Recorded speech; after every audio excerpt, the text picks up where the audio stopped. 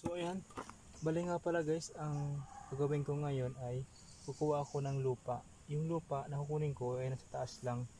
So kakapawin ko lang siya para sa halaman.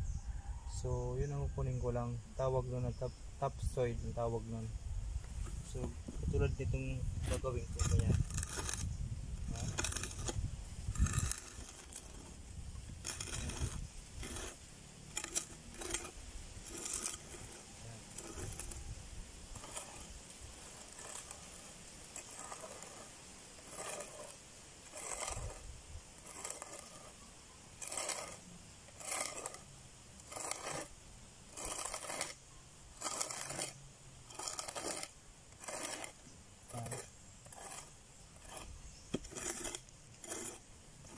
So, bakit yan lang kinuha ko kasi andun kasi yung mga dahon na mga nabubulok tulad nito.